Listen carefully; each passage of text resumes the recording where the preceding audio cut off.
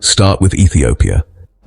This is a country with a story that stretches back thousands of years, once the heart of a powerful ancient empire, now a nation with bold modern ambitions.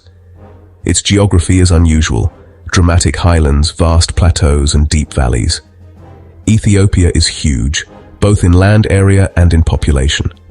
With over 120 million people, it is the second most populous country in Africa. Its cities are growing rapidly, and its economy is shifting from agriculture to industry at a remarkable pace. Factories are springing up, industrial parks are expanding, and the hum of machinery signals a new era of economic transformation. But there's a catch. Ethiopia is landlocked.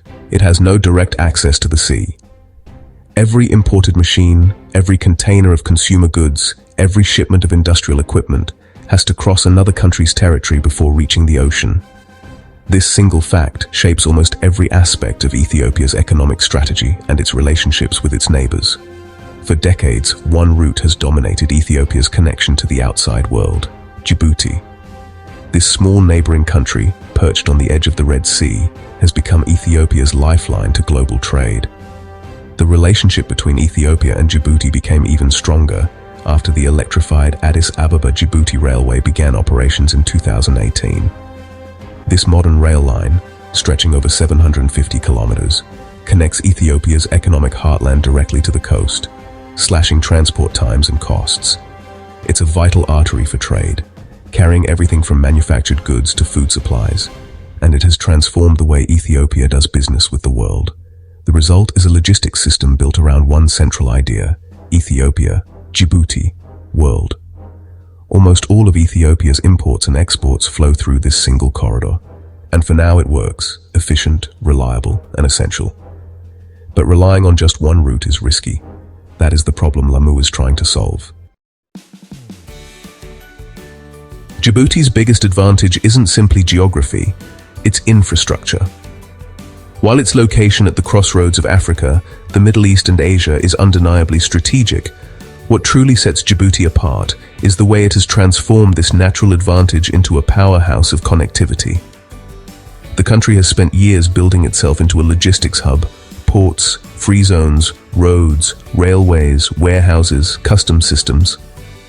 Every piece of this puzzle has been carefully planned and executed, turning Djibouti into a seamless gateway for trade. Investments in modernizing its ports and expanding its transport networks have paid off, attracting global shipping lines and multinational companies. And most importantly, an established relationship with Ethiopian cargo. This partnership is the backbone of Djibouti's economy.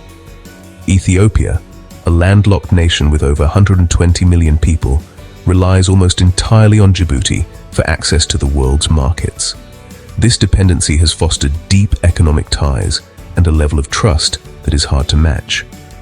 The African Development Bank says more than 90% of Ethiopia's imports and exports pass through Djibouti. That's not just a statistic. It's a lifeline for Ethiopia and a steady stream of business for Djibouti. This volume of trade has created a robust ecosystem where every link in the supply chain is optimized for efficiency. That creates something extremely difficult to replicate: network effects. The more cargo that flows through Djibouti, the more valuable and efficient the system becomes. Businesses benefit from established routes, reliable schedules, and a wealth of experience handling Ethiopian goods. A shipper already knows the route. The customs procedures already exist. The railway already operates. The trucks already move. The warehouses already exist. The businesses are already there. This familiarity reduces risk and uncertainty for everyone involved, making Djibouti the obvious choice for Ethiopian trade. So if Kenya wants to take cargo from Djibouti, it isn't competing against an empty port. It is competing against an entire ecosystem. Kenya must not only build the physical infrastructure, but also cultivate the relationships, trust, and operational expertise that Djibouti has spent decades developing. In the world of logistics, that kind of head start is almost impossible to catch up to. Ethiopia understands the strategic value of alternatives, because dependence is expensive. If one route dominates your trade, that route has enormous leverage. So Ethiopia has increasingly looked toward other maritime gateways: Berbera, Port Sudan, Eritrean ports, and now, Kenya's Lamu. The United States Department of Commerce notes that Ethiopia has sought to reduce its dependence on Djibouti, while other regional ports could play a larger role. This changes the entire equation. Lamu doesn't necessarily need to replace Djibouti. It only needs to become credible enough to give Ethiopia another option. And that could be much more important than it sounds. Lamu is Kenya's bet on the future. The port sits on the Indian Ocean, far north of Mombasa, and Kenya's plan goes far beyond the coastline. The official LAPSSET vision includes a new road network, railway infrastructure, oil pipelines, airports, specialized logistics facilities, and connections toward both Ethiopia and South Sudan. The objective is simple: take the ocean and push it inland. This is where LAPSSET becomes much more interesting, because ports don't create trade by themselves. Connections do. Infrastructure is the invisible force that turns a port from a lonely outpost into a thriving hub of commerce and opportunity. A container arriving at Lamu needs somewhere to go. It needs a highway to carry it inland, a railway to move it efficiently, a border crossing to open new markets, a warehouse to store goods, and a customs system to keep everything moving smoothly. And of course, it all leads to the most important destination, a customer, whether in Kenya, Ethiopia, South Sudan, or beyond. The LAPSSET corridor was designed to run from Lamu through northern Kenya, cutting across vast, often underdeveloped landscapes, and then branching toward Ethiopia and South Sudan. This ambitious vision aims to connect remote regions, foster economic growth, and transform the movement of goods and people across East Africa.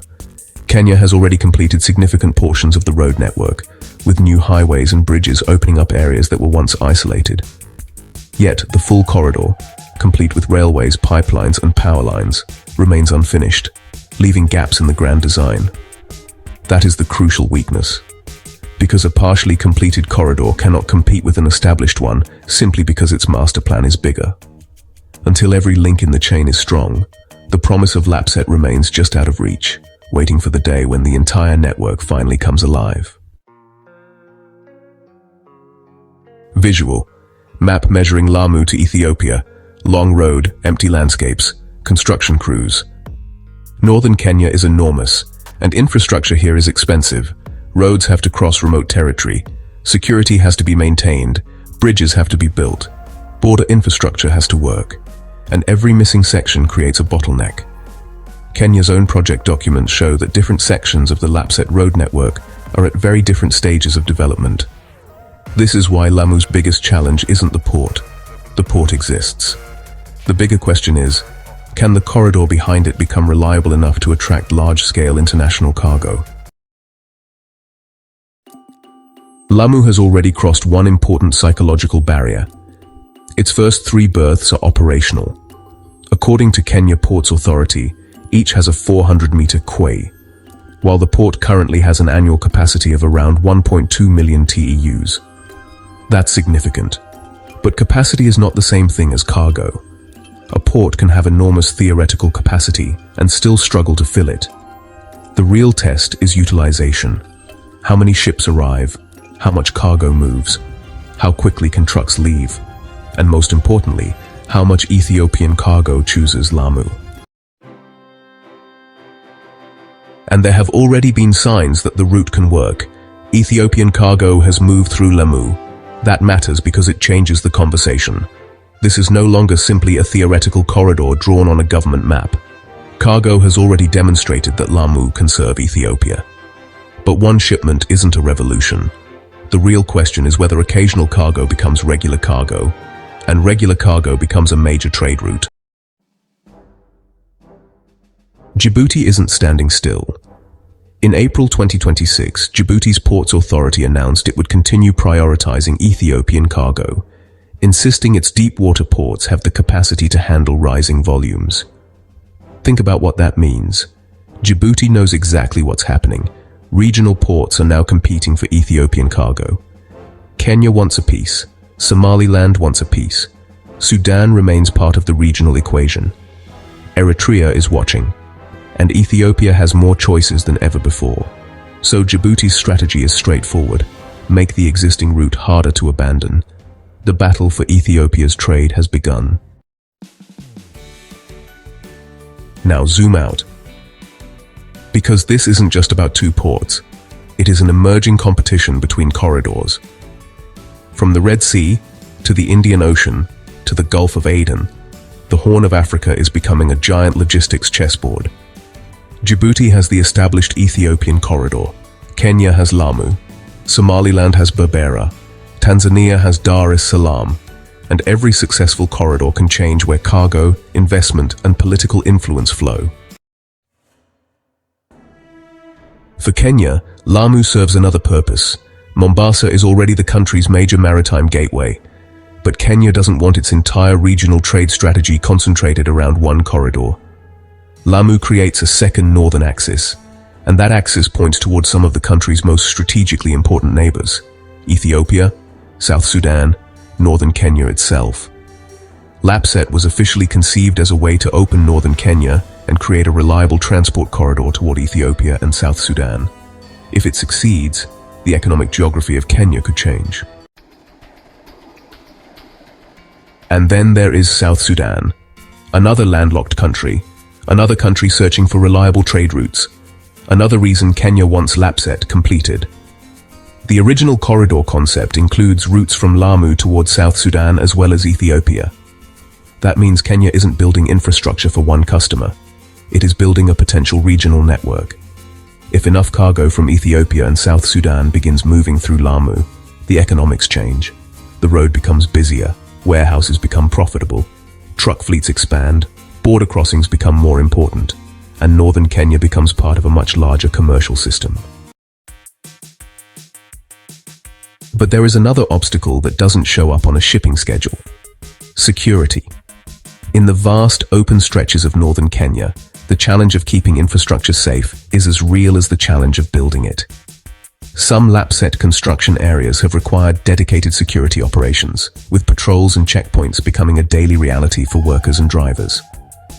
Kenya's Defense Ministry has specifically highlighted the need for security, not just for the infrastructure itself, but for the people and equipment that make these projects possible. That tells us something important about what it really takes to build a trade corridor in this region. A trade corridor isn't successful simply because asphalt reaches the border. The entire route must be safe enough for commercial operators to trust it with their livelihoods. Security is not just a box to check, it's a continuous commitment, woven into every kilometer of road and every shipment that passes through. A truck company doesn't ask, "Is the road finished?" It asks, "Can I send 100 trucks down this road every week and know they will come back?" That is the real test. The true measure of success is not just in the completion of construction, but in the confidence that businesses, drivers, and communities have in the safety and reliability of the corridor. Only then does a road become a lifeline for a nation in motion. If Lamu succeeds, the impact could extend far beyond the port, because transport corridors create economic gravity. A warehouse follows the trucks, a fuel station follows the trucks, a repair shop follows the trucks, a distribution center follows the cargo, factories follow the logistics, and eventually, cities follow the investment. That is why LAPSSET is so important to northern Kenya. It is not simply transportation infrastructure. It is an attempt to connect an historically peripheral region to international trade. The Lamu arrow is initially thin, then gradually becomes larger. Imagine two powerful currents both racing toward Ethiopia, one from Djibouti, the other from Lamu. For decades, Djibouti has been the lifeline, the main artery feeding Ethiopia's economy. But now, Lamu is emerging, slowly but surely, as a new contender. So let's return to the central question. What does it take for a port to truly matter in the grand chessboard of regional logistics? Is it just about size, or is it about something deeper, like reliability, flexibility, and the ability to adapt to changing times? Can Lamu defeat Djibouti? Can it really shift the balance of power in the Horn of Africa, or is this just wishful thinking? Probably not, at least not in the simple way people imagine. Djibouti's dominance isn't just about geography, it's about decades of investment, a web of railways and highways, and a logistics ecosystem that's been fine-tuned over years of hard work and international cooperation. Djibouti already has the infrastructure, the railway, the logistics ecosystem, the established cargo flows, and decades of commercial relationships. Its ports are busy, its systems are proven, and its connections to Ethiopia are deeply entrenched. But Lamu doesn't need to defeat Djibouti. It doesn't need to replace it, or even match it blow for blow. It needs to do something much simpler. It needs to offer a real choice, a credible, reliable alternative that Ethiopia and the region can turn to when needed. Become a credible alternative. That's the real game changer. Because in logistics, having options means having leverage. Because the moment Ethiopia can say, we can use Djibouti, but we can also use Lamu, the balance of power changes. Suddenly, Ethiopia isn't dependent on a single route. It can negotiate better deals, respond to disruptions, and chart its own course in a rapidly changing world. This is the real prize. Not cranes, not highways, not even ships. The true value here is choice. For Ethiopia, a landlocked nation with over 120 million people having access to multiple maritime gateways is about more than just convenience. It's about economic security, resilience, and the ability to negotiate better terms. Multiple ports mean Ethiopia can avoid over-reliance on a single route, reducing vulnerability to disruptions, price hikes, or political pressure. For Kenya, Ethiopian cargo represents not just transit revenue, but also a chance to strengthen regional ties and boost its own standing as a logistics powerhouse in East Africa. The Lamu port, in particular, stands to benefit enormously. If it can attract a significant share of Ethiopian trade, Lamu could transform from a quiet coastal town into a genuine international logistics hub, bringing jobs, investment, and new infrastructure to the region.